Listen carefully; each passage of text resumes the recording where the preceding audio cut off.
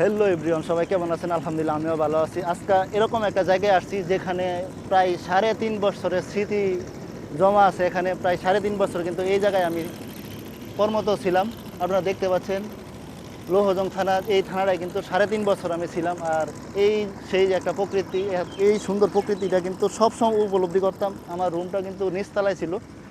এই মুহূর্তে কিন্তু আমি এখানে নাই। আজকে প্রায় 3.5 বছর পরে সেই জায়গাটায় আসছি। আসলে খুবই ভালো লাগতেছে যে এই জায়গাটা এতটা সুন্দর। আর আপনারা দেখতে পাচ্ছেন, দেখেন এই সামনে এই নদীটা কিন্তু এটা একটা পদ্মা নদী।